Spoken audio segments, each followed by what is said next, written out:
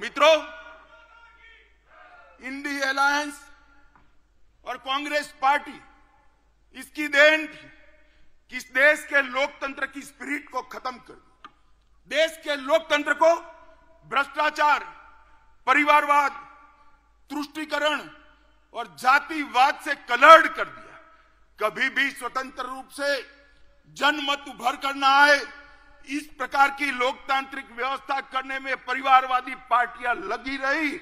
मोदी जी ने 10 ही साल में भ्रष्टाचार, परिवारवाद, तुष्टीकरण और जातिवाद को समाप्त कर विकास की राजनीति को मध्य बिंदु में लाया, जिसको देश की जनता ने स्वीकारा। मित्रों, मैं आज आप सबके माध्यम से करोड़ों भारतीय जनता पार्टी के कार्यकर्ताओं को कहने आया, अगला चुनाव 2 खेमे पड़े हुए महाभारत के युद्ध में जैसे पांडव और कौरव के खेमे पड़े थे, इसी तरह चुनाव के पहले 2 खेमे पड़े हैं। एक खेमा है मोदी जी के नेतृत्व में, बीजेपी के नेतृत्व में एनडीए का गठबंधन, और दूसरा है कांग्रेस के नेतृत्व में सारी परिवारवादी पार्टियों का इंडी अलायंस। देश को ये दोनों में से एक को चुनना है। इंडी गठबंधन एक घमंडिया गठबंधन, भ्रष्टाचार, परिवारवाद और तुष्टीकरण की राजनीति का पोषक, और भाजपा और एनडीए का गठबंधन राष्ट्र प्रथम के सिद्धांत पर चलने वाला गठबंधन है। देश की जनता को तय करना है ये परिवारवाद।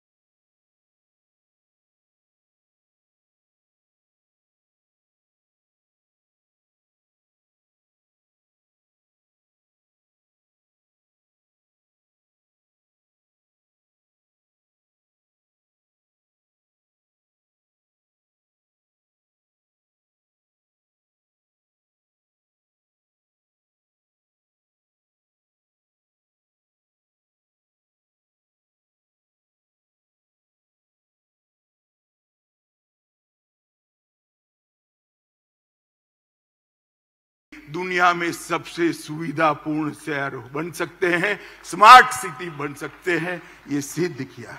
गरीब कल्याण और अर्थतंत्र का विकास, दोनों के बीच में भी बहुत बहस चली। कई बार कई सरकार, कई अर्थशास्त्री, कई पंडित कहते रहे कि जो अर्थशास्त्र का मतलब अर्थतंत्र का विकास करना है तो गरीब कल्याण को छोड़ना पड़ेगा। मैं आज सबके सामने कहना चाहता हूं, हर किसान को हर साल 6,000 रुपया देना, हर गरीब को सभी प्राथमिक सुविधाएं एक साथ दे देना और अर्थतंत्र को 11वें नंबर से 5वें नंबर पर ला देना, वो मोदी जी ही कर सकते हैं और कोई नहीं कर सकता। भाई और बहनों, आज एक संदेश लेकर जाइए यहां से 130 करोड़ की 140 करोड़ की जनता के बीच में मोदी जी को तीसरी बार प्रधानमंत्री देश की जनता बनाए, हमारा अर्थतंत्र भी तीसरे नंबर पर आ जाएगा। ये संदेश लेकर हमने जाना है। इसी तरह से एक द्वंद्व चालू रहा कि विदेश नीति, अगर दुनिया को मित्र बनाना है तो देश की सुरक्षा में थोड़ा बहुत कॉम्प्रोमाइज करना पड़ेगा। ये बहुत लंबा बहस का विषय आजादी के बाद तुरंत शुरू हुआ और सारे पंडित सुरक्षा नीति और विदेश नीति के बीच के द्वंद्व में फंसते रहे। मोदी जी ने तय कर लिया और कर दिखाया कि सरहद की सुरक्षा, देश की सुरक्षा हमारी सबसे पहली प्रायोरिटी है। और आज ये करने के बाद, देश को सुरक्षित करने के बाद, मोदी जी ने भारत को विश्व मित्र के रूप में प्रस्तावित किया।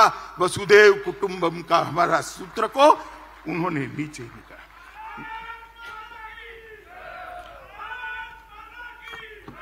मित्रों, इंडी अलायंस और कांग्रेस पार्टी, इसकी देन थी कि इस देश के लोकतंत्र की स्पिरिट को खत्म कर दिया। देश के लोकतंत्र को भ्रष्टाचार, परिवारवाद, तुष्टीकरण और जातिवाद से कलर्ड कर दिया।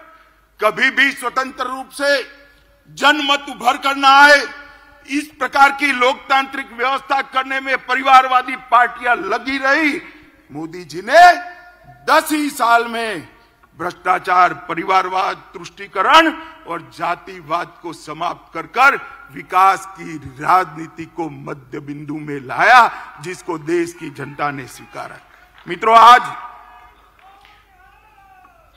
मैं आज आप सबके माध्यम से करोड़ों भारतीय जनता पार्टी के कार्यकर्ताओं को कहने आया, अगला चुनाव 2 खेमे पड़े हुए हैं। महाभारत के युद्ध में जैसे पांडव और कौरव के खेमे पड़े थे, इसी तरह चुनाव के पहले 2 खेमे पड़े हैं। एक खेमा है मोदी जी के नेतृत्व में, बीजेपी के नेतृत्व में एनडीए का गठबंधन, और दूसरा है कांग्रेस के नेतृत्व में सारी परिवारवादी पार्टियों का इंडी अलायंस। देश को ये दोनों में से एक को चुनना है। इंडी गठबंधन एक घमंडिया गठबंधन, भ्रष्टाचार, परिवारवाद और तुष्टीकरण की राजनीति का पोषक, और भाजपा और एनडीए का गठबंधन राष्ट्र प्रथम के सिद्धांत पर चलने वाला गठबंधन है। देश की जनता को तय करना है ये परिवारवाद।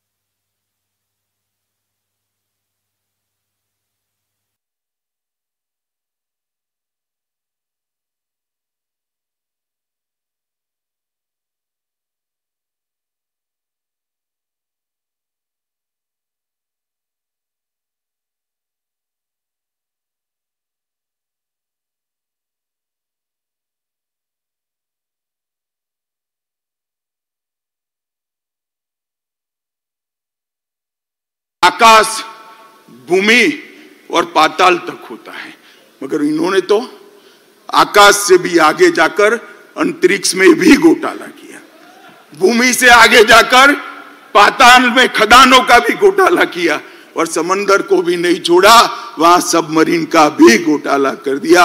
जब, नल, थल, अंतरिक्ष, हर जगह एक कांग्रेस ने घोटाले किए और इंडी अलायंस का नेतृत्व कांग्रेस के हाथ में। मैं देश की जनता को कहना चाहता हूं, किस प्रकार की सरकार थी। एक और लाखों करोड़ के घपले घोटाले करने वाली कांग्रेस है और दूसरी ओर 23 साल से राज्य सरकार और केंद्र सरकार में मुखिया रहने के बाद भी हमारे विरोधी भी एक कानी पाई का आरोप न लगा सके, ऐसा नेतृत्व नरेंद्र मोदी का नहीं। देश की जनता ने, मित्रों, देश की जनता ने तय करना है कि देश का भविष्य ये भ्रष्टाचारियों के हाथ में सौंपना है या नक्सिक प्रामाणिक व्यक्ति जिस पर दुश्मन भी आरोप नहीं कर सकते, ऐसे नरेंद्र मोदी जी को सौंपना। और मित्रों, एक कहावत है, बड़े मियां तो बड़े मियां, छोटे मियां भी सुभान अल्लाह। जब कांग्रेस पार्टी इतना भ्रष्टाचार करती है तो साथी भला क्यों बाकी रहेंगे। आम आदमी पार्टी आबकारी जकात का घोटाला, लोगों के उपचार में मोहल्ला क्लिनिक का घोटाला, ढेर सारे घोटाले किए, लोगों के मेडिकल टेस्ट करने में भी घोटाला किया और आज उनका सारा नेतृत्व कोर्ट से भागता है, कोर्ट से भागता है, एजेंसियों से भागता है। झारखंड में एक एमपी के घर से 350 करोड़ रुपया जब्त होता है। छत्तीसगढ़ में महादेव के नाम से जुआ खिलाने का एक घोटाला आता है। डीएमके के मंत्रियों के घर से करोड़ों रुपया बरामद होता है। तृणमूल कांग्रेस के मंत्रियों के घर से अनेक करोड़ रुपया, 55 करोड़ तो एक ही स्थान पर से मिलते, अनेक करोड़ रुपयों का, सैकड़ों करोड़ के घोटाले बाहर है और लालू जी सजा आपता है और अभी भी एक एक नई भ्रष्टाचार की एफआईआर उन पर हो रही है। मित्रों, पूरा इंडी अलायंस, ये कांग्रेस पार्टी के नेतृत्व में घमंडिया गठबंधन, ये पूरा भ्रष्टाचार से लिप्त। देश की जनता ने तय करना है, भ्रष्टाचार के दूषण को समाप्त करने वाले नरेंद्र मोदी जी को मैंडेट देना है या भ्रष्टाचार ही जिनका धर्म है, ऐसे इंडी अलायंस को मत देना है। ये देश की जनता ने दे। मित्रों, परिवारवाद, अभी ढेर सारे पत्रकार, कुछ मीडिया चैनल, इंडी अलायंस बड़ा चैलेंज, बड़ा चैलेंज, बड़ा चैलेंज, बड़ा चैलेंज। अगर मुझे कोई कहे कि इंडी अलायंस क्या है तो मैं इसकी एक ही व्याख्या करता हूं, 7 परिवारवादी पार्टियों का गठबंधन इंडी अलायंस है। इससे ज्यादा कुछ नहीं है। जो अपनी पार्टी के अंदर डेमोक्रेसी नहीं स्थापित कर सकते, वो देश की डेमोक्रेसी की रक्षा नहीं कर सकते। ये देश की जनता को, आपकी पार्टी लोकतांत्रिक पार्टी नहीं है, आपकी पार्टियां लोकतांत्रिक पार्टियां नहीं है, आप देश के लोकतंत्र का रक्षा नहीं कर सकते। एक और मोदी जी के नेतृत्व में डेवलपमेंटल अलायंस है और दूसरी ओर राहुल जी के नेतृत्व में डायनेस्टिक अलायंस है। डेमोक्रेटिक अलायंस, डेवलपमेंटल अलायंस और डायनेस्टिक अलायंस के बीच में देश की जनता को पसंद करना है। मुझे विश्वास है कि एक और मोदी जी देश के और गरीबों के विकास के लिए काम करें और दूसरी ओर अपने परिवार की चिंता करने वाली पार्टियां हैं। देश निश्चित रूप से विकास की राजनीति करने वाली भारतीय जनता पार्टी और एनडीए को सिलेक्ट करेगी, इसका मुझे पूरा विश्वास। देखिए साहब, इनके राजनीति में उद्देश्य क्या है। मोदी जी कहते हैं महान भारत की रचना हो, 2047 तक का लक्ष्य रखा, आत्मनिर्भर भारत की रचना हो, 2047 तक का लक्ष्य रखा। सोनिया जी का लक्ष्य राहुल जी को पीएम बनाना, पवार साहब का लक्ष्य बेटी को सीएम बनाना, ममता दीदी का लक्ष्य भतीजे को सीएम बनाना, स्टालिन का लक्ष्य अपने बेटे को सीएम बनाना, लालू प्रसाद जी का लक्ष्य अपने बेटे को सीएम बनाना, उद्धव ठाकरे का लक्ष्य अपने बेटे को सीएम बनाना, और मुलायम सिंह जी बेटे को बनाकर ही गए हैं। अब मुझे एक बात बताइए कार्यकर्ता भाइयों बहनों, जिनका लक्ष्य ही अपने बेटे बेटी भतीजों का कल्याण हो, वो गरीब का कल्याण कर सकता है क्या? कभी नहीं कर सकता। जिनका लक्ष्य ही अपने परिवार के लिए सत्ता हथियाना हो, वो देश का कल्याण कर सकता है क्या? कभी नहीं कर सकता। मित्रों, इस देश के अंदर 2G, 3G और 4G पार्टियां हैं। 2G से मतलब आप 2G घोटाले से नहीं है। 2 generation party, 3 generation party, 4 generation party, 4 पीढ़ी तक नेता नहीं बदलता है। 4 पीढ़ी तक नेता नहीं बदलता है। क्यों भाई? देश के किसी युवा में कौवत नहीं है, वो आगे नहीं बढ़ सकता? ना जी, वो नहीं बढ़ सकता। थोड़ा आगे बढ़ गया तो उसका हस्र कर देंगे। कई सारे लोग ऐसे हस्र किए हुए हैं, भारतीय जनता पार्टी ज्वाइन कर आज लोकतंत्र की यात्रा में जुड़े हैं। तेजस्विता का, परफॉर्मेंस का, विचार का, परिश्रम का और दृष्टि का वहां कोई महत्व नहीं है। वहां केवल और केवल आप कहां जन्मे, इसका महत्व है। मित्रों, मैं आज आप सबके माध्यम से देश की जनता को पूछना चाहता हूं, अगर भारतीय जनता पार्टी परिवारवादी पार्टी होती तो एक चाय बेचने वाले का बेटा कभी प्रधानमंत्री नहीं बन सकता। लोकतंत्र के अंदर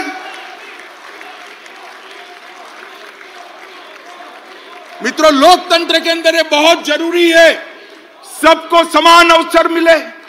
सबके अंदर ईश्वर दत्त शक्तियां जो पड़ी हैं, वो ईश्वर दत्त शक्तियों के आधार पर उसको आगे बढ़ने का मौका मिले, और वो केवल और केवल भारतीय जनता पार्टी में विद्यमान है और किसी दल में नहीं। भाई और बहनों, मोदी जी एक गरीब परिवार से, गरीब मतलब आप कल्पना नहीं कर सकते, इतने गरीब परिवार से इस देश के सम्मानीय प्रधानमंत्री बने, जिन्होंने पूरे विश्व में देश को सम्मान दिलाया, गौरव दिलाया, प्रस्थापित। इस देश की राष्ट्रपति एक जनजाति परिवार से आती है। जनजातियों में भी अति पिछड़ी जातियों में से राष्ट्रपति मुर्मू जी आती है। प्रधानमंत्री जी ने, भारतीय जनता पार्टी ने एक गरीब आदिवासी की बेटी को महामहिम द्रौपदी मुर्मू बनाकर सभी आदिवासियों का सम्मान। इस देश का उपराष्ट्रपति एक किसान का बेटा, खेत जोतने वाले का बेटा इस देश का उपराष्ट्रपति बना है। मित्रों, मैं खुद कह मानता हूं कि भारतीय जनता पार्टी में बूथ का काम करने वाला एक व्यक्ति देश का प्रधानमंत्री भी बन सकता है, राष्ट्रपति भी बन सकता है, और वो केवल और केवल भारतीय जनता पार्टी में ये सहूलियत उपलब्ध है, क्योंकि हमने हमारी पार्टी को लोकतांत्रिक पार्टी बनाकर रखा है। मित्रों, ये परिवारवादी पार्टियां जो अपने बेटे बेटियों के लिए काम करती है, वो देश का कल्याण नहीं कर सकती। केवल और केवल राष्ट्र प्रथम के नारे के साथ आगे बढ़ रही भारतीय जनता पार्टी, मोदी जी के नेतृत्व में आगे बढ़ रही भारतीय जनता पार्टी ही देश का कल्याण कर सकती है। मित्रों, इस देश में जब से हमारा संविधान बना, हमारे संविधान के अंदर पंथ निरपेक्षता को बहुत बड़ा महत्व दिया था। और ये देश आज से नहीं, हजारों सालों से पंथ निरपेक्षता के आधार पर, बिन सांप्रदायिकता के आधार पर चलता रहा। राज्य का कभी कोई धर्म नहीं होता है, सबको अपना धर्म बनाने की, मानने की और उसका अनुसरण करने की छुट्टी भी है, मुक्ति भी है। परंतु कांग्रेस पार्टी ने वोट बैंक की रचना करने के लिए संविधान की उदात्त भावनाओं में भी विकृति डालकर पंथ निरपेक्षता को तुष्टीकरण की राजनीति से दूषित किया। मित्रों, मैं आज आप सबके सामने कहना चाहता हूं, ये कांग्रेस पार्टी जिसने भगवान श्री राम के अस्तित्व को नकारा और एफिडेविट पर नकारा, बाद में उनको एफिडेविट वापस ले। ट्रिपल तलाक का कानून जो केवल और केवल महिलाओं को, मुस्लिम महिलाओं को उनके अधिकार देने का कानून है, इसका आपने विरोध किया। यूसीसी जो कांग्रेस के समय में ही संविधान निर्माता एक लक्ष्य देश के लिए रख कर गए थे, उत्तराखंड सरकार यूसीसी लाई, कांग्रेस ने इसका भी विरोध किया। मित्रों, धारा 370 जब संविधान बना तब ये तय था कि टेम्पररी का मतलब है उचित समय पर उसको हटा देना, मगर 70 साल तक उचित समय आया नहीं। धारा 370 के कारण कश्मीर के अंदर अलगाववाद बढ़ा, उग्रवाद बढ़ा, पाकिस्तान को अंदर पैर रखने की भूमि मिली और 40,000 से ज्यादा लोग मारे गए, मगर तुष्टीकरण की राजनीति ने धारा 370 को हटाने नहीं दिया। इस देश की जनता ने मोदी जी को दूसरी बार पूर्ण बहुमत दिया। 5 अगस्त 2019 को मोदी जी ने धारा 370 को समाप्त कर दिया और आज कश्मीर एक नए युग के साथ आगे बढ़ रहा है। PFI पर बैन हमने लगाया, तब भी कांग्रेस और इंडिया अलायंस के लोगों ने टेढ़े मेढ़े बयान किए। दक्षिण भारत की महान परंपरा, तमिलनाडु की महान परंपरा, पवित्र सेंगोल को हमने पार्लियामेंट के अंदर बड़ी पवित्रता से प्रस्तावित किया। इसका भी कांग्रेस पार्टी और उनके साथियों ने विरोध किया। ये जहां भाजपा विजयी होती है उन राज्यों को गौमूत्र स्टेट कहते हैं। ये लोग संविधान पर पहला अधिकार, देश के खजाने पर पहला अधिकार माइनॉरिटी का है, ये मान्यता रखने वाले हैं। मोदी जी का कहना है देश के खजाने पर पहला अधिकार गरीब का है, दलित का है, आदिवासी का है, पिछड़े। जाकिर नाइक को मैसेंजर ऑफ पीस का सर्टिफिकेट देते हैं। भगवा आतंकवाद के नाम से पूरे सनातन धर्म को बदनाम करते हैं। और मित्रों, अंतिम चरम सीमा तो तब आ गई जब 550 साल के बाद इस देश में उत्सव का क्षण आया। रामलला का प्रधानमंत्री जी प्राण प्रतिष्ठा करने वाले थे। रामलला के मंदिर की प्राण प्रतिष्ठा में न्यास ने कांग्रेसियों को भी निमंत्रण भेजा, मगर उन्होंने तुष्टीकरण की राजनीति करना तय माना, इसको ठुकरा दिया।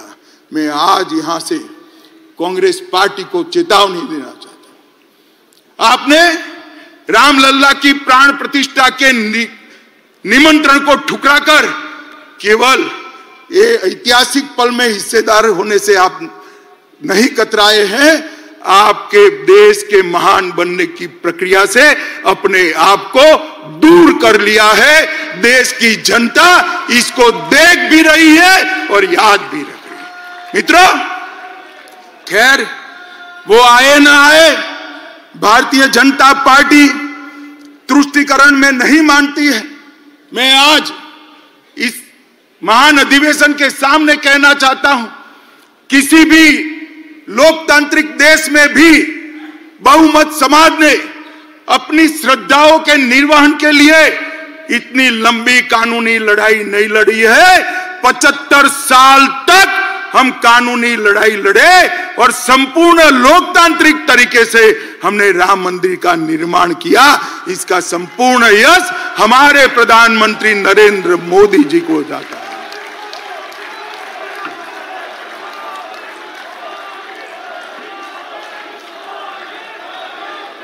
भाई और बहनों, ये कांग्रेस पार्टी और इंडिया अलायंस वाले,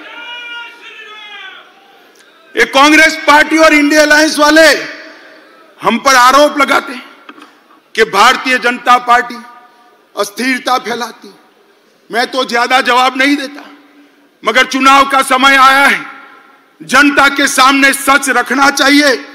मैं आज ये कहने आया हूं कि कांग्रेस पार्टी की कभी से, जब से इंदिरा जी प्रधानमंत्री बनी तब से ना लोकतंत्र में श्रद्धा है, ना लोकतांत्रिक प्रक्रियाओं में श्रद्धा है।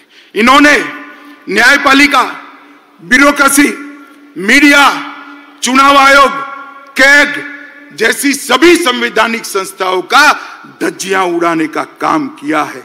इमरजेंसी ये आपकी ही देन थी साहब, आप भूल जाते हो। पूरे देश को जेल खाना बनाकर रख लिया था, पूरा विपक्ष जेल के अंदर बंद था। और आर्टिकल 356 सरकारें तोड़ने का जो रिकॉर्ड, आज से मैं बहुत सोच समझकर मेरा स्टेटमेंट करता हूं, आज से 100 साल बाद भी कांग्रेस पार्टी का रिकॉर्ड कोई तोड़ नहीं पाएगा। इतनी सरकारें आपने गिराई। मित्रों, कांग्रेस पार्टी ने 90 बार आर्टिकल 356 का प्रयोग किया, 50 बार अकेली इंदिरा गांधी जी ने किया। 40 क्षेत्रीय दलों की सरकार एक कांग्रेस पार्टी ने गिराई। 3 केंद्र की सरकार, चौधरी चरण सिंह, चंद्रशेखर जी, देवगौड़ा जी और गुजराल, ये 4 सरकारों को गिराने का काम भी कांग्रेस पार्टी ने किया है। और मित्रों, ये हमें कहते हैं जुडिशरी कोई फैसला देगी, न्याय करेगी, तो इस पर टिप्पणियां कर कर जुडिशरी को डराते हैं।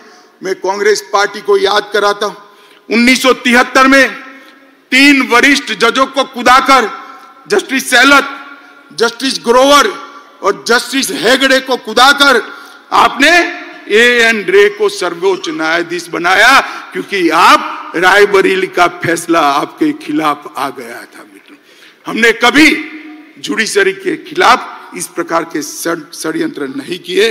मित्रों, कांग्रेस पार्टी इस देश में अस्थिरता की जनक है, और स्थिरता अगर कोई दे सकता है तो केवल और केवल भारतीय जनता पार्टी दे सकती है। मित्रों, अभी अभी देश में हम चुनाव में जा रहे हैं, हिंसा कहां होती?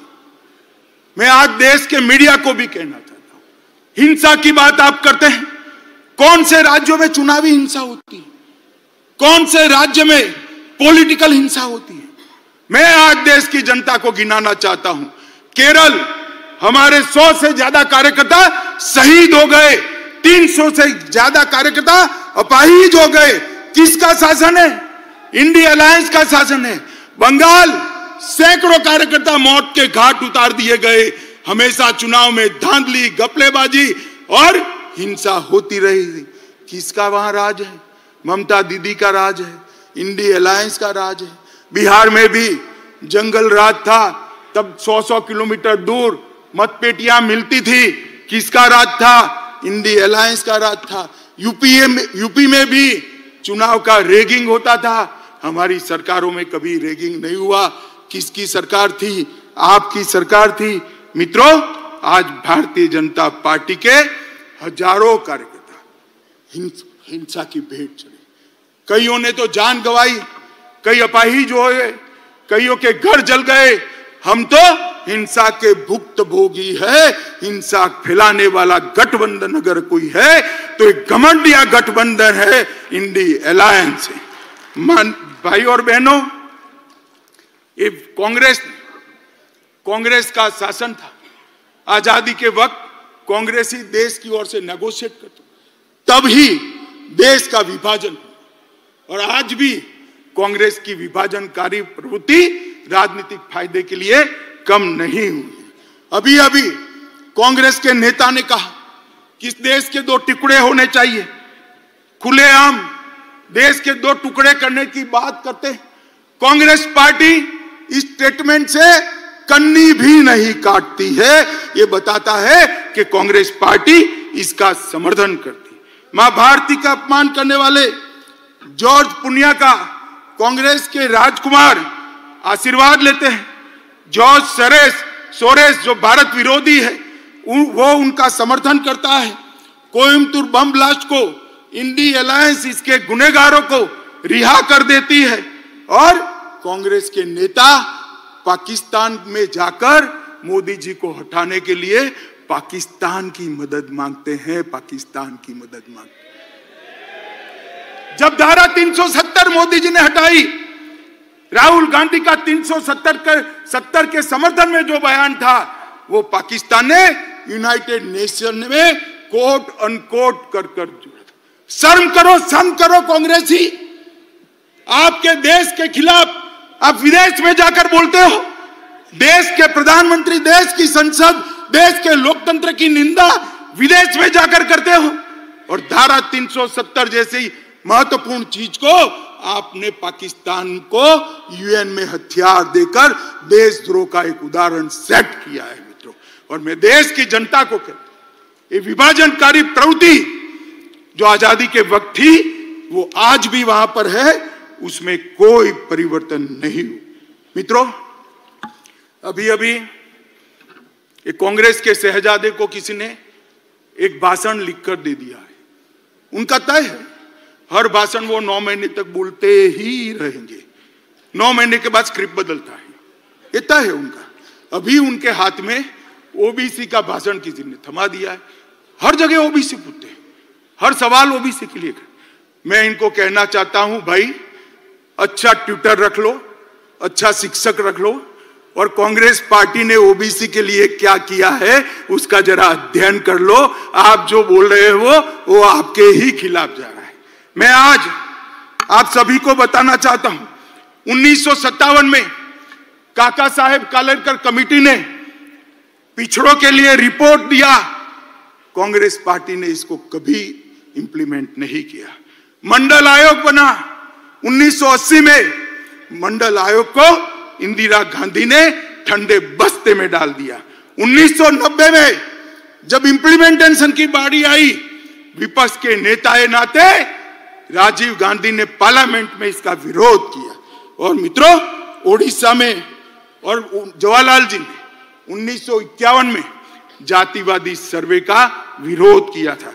और भारतीय जनता पार्टी ने क्या किया? मैं पिछड़ा समाज की बात करता हूं, बड़े गौरव के साथ बात करता हूं मित्रों। हमने इस देश को गौरव हो इस तरह से अति पिछड़ी जाति का प्रधानमंत्री देने का काम भारतीय जनता पार्टी ने किया। आज देश में पहला मंत्रिमंडल ऐसा है मोदी जी का जिसमें 27 मंत्री ओबीसी है।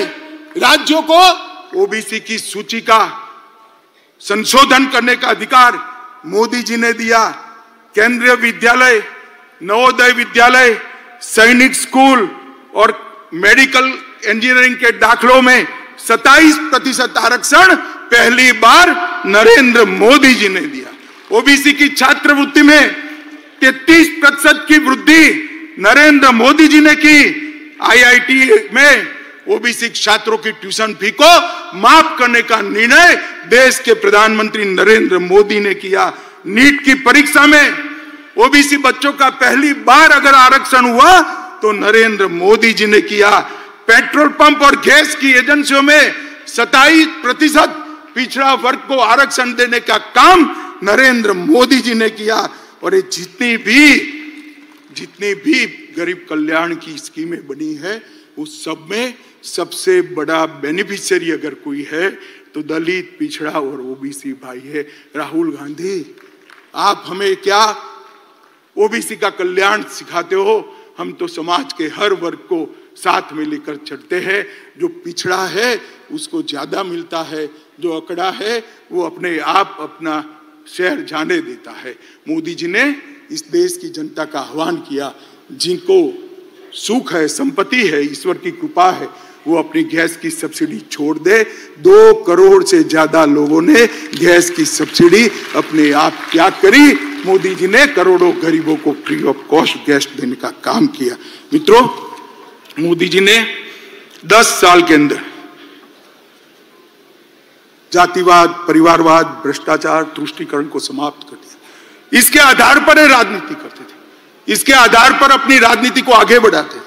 उनका स्वप्न, ये 4 आधारों पर सत्ता हथियाने का स्वप्न मोदी जी ने चूर चूर कर और महिलाओं को अधिकार देने के कई मौके आए, वे विरोध करते रहे।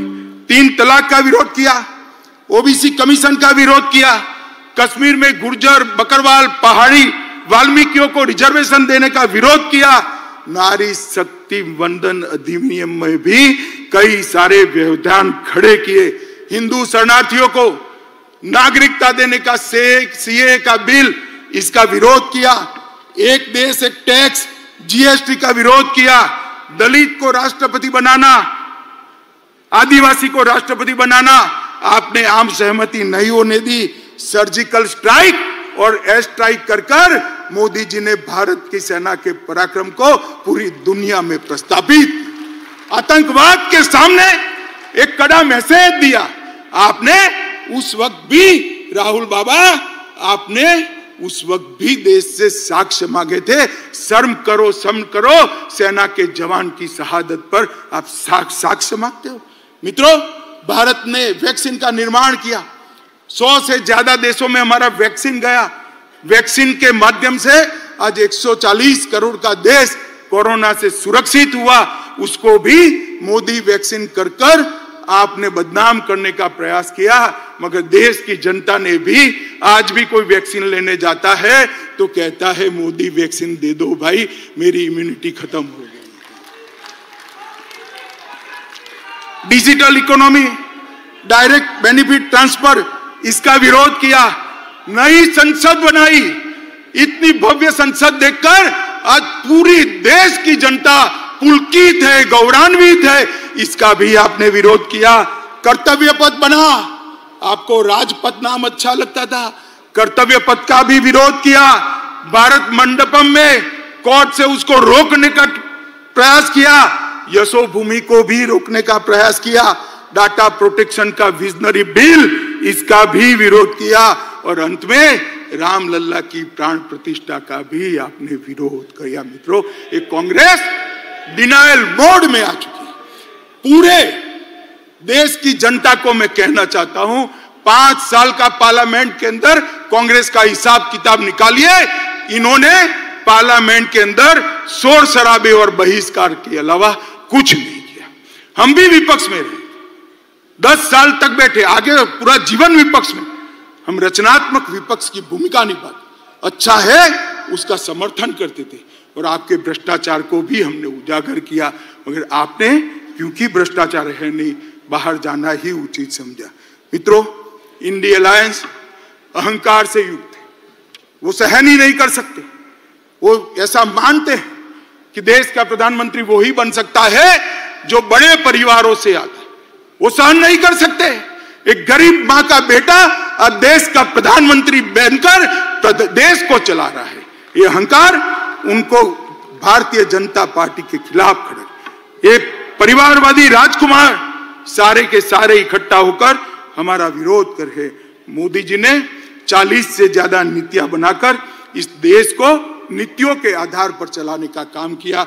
मैं पूरी सूची बोलना नहीं चाहता मित्रों, पॉलिसी पैरालिसिस हो गया, ऐसी पूरी दुनिया मनमोहन सिंह सरकार को कहती थी। आज मोदी सरकार ने हर क्षेत्र की 40 से ज्यादा पॉलिसी बनाकर पॉलिसी के आधार पर शासन कैसा हो सकता है उसका उदाहरण पूरी दुनिया में रखने का काम नरेंद्र मोदी जी ने किया। और मित्रों,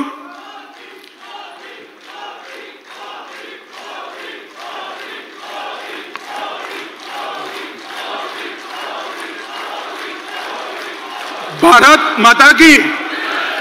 मित्रों, मैं और आप हमारे नेता के वखान करें, पत्रकार भी कहेंगे, एक घमंडिया गठबंधन भी करेगा, आपको ऐसा ही करोगे, मगर मैं आज देश की जनता का भी धन्यवाद करना चाहता हूं। आपने बार बार भारतीय जनता पार्टी को आशीर्वाद देकर, मोदी जी को आशीर्वाद देकर अपना समर्थन देता है।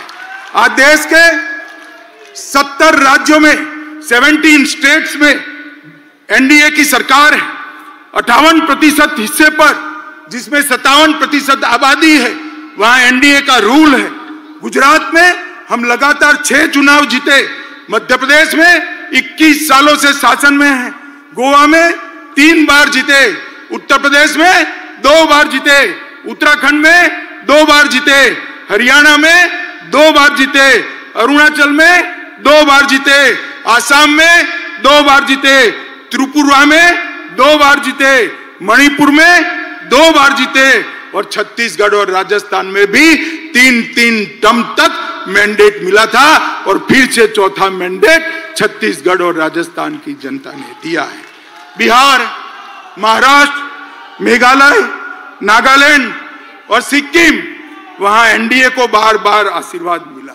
मित्रों, ये जनादेश जो है वो मैं मानता हूं मोदी जी का परिश्रम, मोदी जी की नीतियां, मोदी जी के परफॉर्मेंस पर 140 करोड़ की जनता का ठप्पा है जो इंडिया अलायंस को नहीं दिखाई। भाई और बहनों, मैं अंत में इतना कहना चाहता हूं, अभी अभी इंडिया अलायंस वाले के जो नेता है कांग्रेस पार्टी, एक भारत जोड़ो यात्रा निकली। तोड़ना तो निवेदन तो आपके भारत तोड़ने के हैं, भारत जोड़ो यात्रा लेकर निकले। मैं उनको कहना चाहता हूं, किसी भी पार्टी के कार्यक्रम और यात्राएं, राजनीतिक कार्यक्रम, वो पार्टी का परिचय करा दे। कांग्रेस पार्टी आजादी के बाद जितने भी आंदोलन किए, सत्ता में वापिस आने के लिए की। भारतीय जनता पार्टी का 1950 से इतिहास है। हमने जब भी आंदोलन किए, देश के लिए किए, सिद्धांतों के लिए किए, जनता के लिए। सबसे पहले जम्मू कश्मीर के लिए श्यामा प्रसाद मुखर्जी शहीद हुए, हमने 370 हटाने का आंदोलन किया। गोवा बचाओ का आंदोलन भारतीय जनता पार्टी ने किया।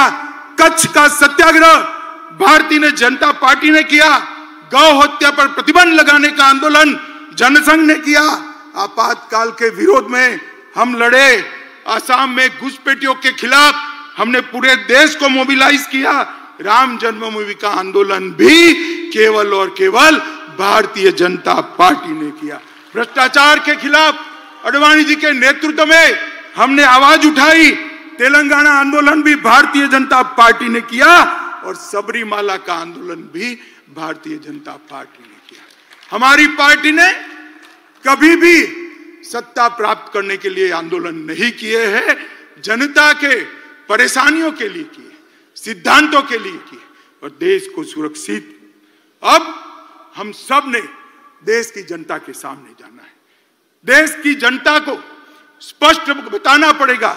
एक और ये परिवारवादी पार्टियां हैं और दूसरी ओर एक गरीब मां का बेटा इस देश का प्रधानमंत्री बना है। आप किसको पसंद करें? एक और 60 साल से भ्रष्टाचार की गंगा जिस पार्टी से बहती है वो कांग्रेस पार्टी है और दूसरी ओर 23 साल से शासन में होने के बावजूद भी कपड़े पर एक भी दाग नहीं लगा, ऐसा नरेंद्र मोदी है। एक और तुष्टीकरण की राजनीति करने वाला एक घमंडिया गठबंधन है और दूसरी ओर राष्ट्रभक्ति और राष्ट्रवाद से ओतप्रोत भारतीय जनता पार्टी है। आप किसको सिलेक्ट करोगे? एक और कुछ बनने के लिए राजनीति में आए हैं और दूसरी ओर भारत माता को सर्वस्व समर्पित कर कर पूरा जीवन देकर काम करने वाले व्यक्ति है। एक और हर साल 3 महीने विदेश में वैकेशन करने वाला नेतृत्व है और दूसरी ओर 23 साल से एक भी छुट्टी न देने वाला कर्तृत्ववान नेतृत्व है। एक और दिशा विहीन राजनीति है, दूसरी ओर एक युग दृष्टा नेता के नेतृत्व में महान भारत की रचना को आगे बढ़ाने वाली भारतीय जनता पार्टी है।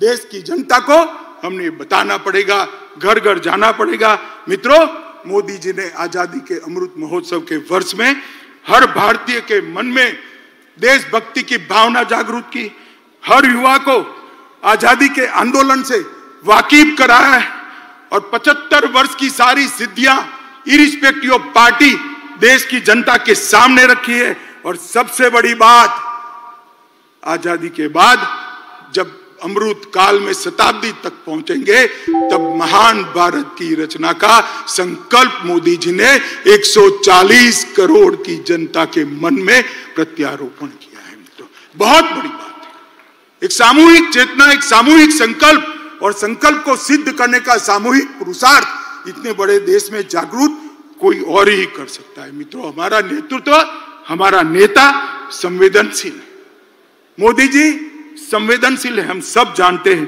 जनता की तकलीफों को जानते हैं, जनता की भावना को समझ।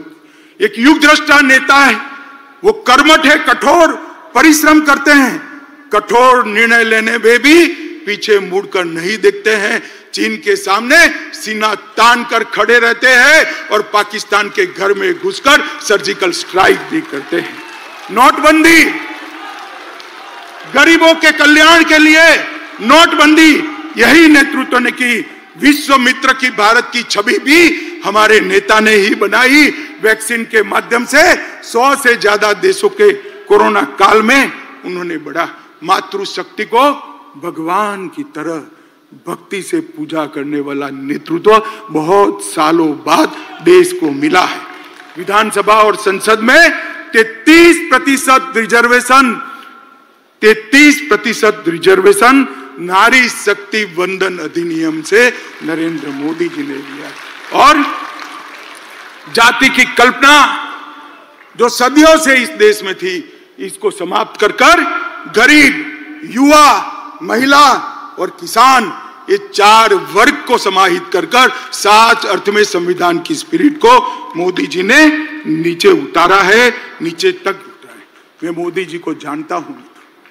मोदी जी दीपक की लौ की तरह है, जो खुद जलकर अंधेरों को काटने का काम करते हैं। जिस तरह से दीपक की लौ कभी नीचे नहीं जा सकती, उस तरह से मोदी जी का काम और विचार भी ऊर्ध्व गति वाले हैं, वो कभी नीचे की ओर नहीं आ सकते। और मुझे विश्वास है कि मोदी जी के ये ऊर्ध्व गति वाली सोच, ऊर्ध्व गति वाली कर्मठता और ऊर्ध्व गति वाले परिश्रम से ही ये देश 2047 में महान भारत बनेगा, विकसित भारत बनेगा और पूरी दुनिया गौरव से देखती रहेगी भारत माता की जलहल होती हुई छवि को और सम्मान करेगी। एक और मैंडेट देश की जनता के सामने बड़ी विनम्रता के साथ मांगे कि हमारा उद्देश्य केवल और केवल 140 करोड़ की जनता की सेवा करना है और देश को महान करना है, और वो केवल और केवल नरेंद्र मोदी जी कर सकते हैं और कोई नहीं सकता। मित्रों, इस प्रस्ताव को आप सभी लोग पूरे देश में लेकर घर घर जाएंगे, ऐसा मुझे विश्वास है। अंत में फिर से एक बार दोनों हाथ उठाकर प्रचंड आवाज के साथ भारत मां का जयकारा लगाएंगे। बोले भारत माता की, भारत माता की, भारत माता की।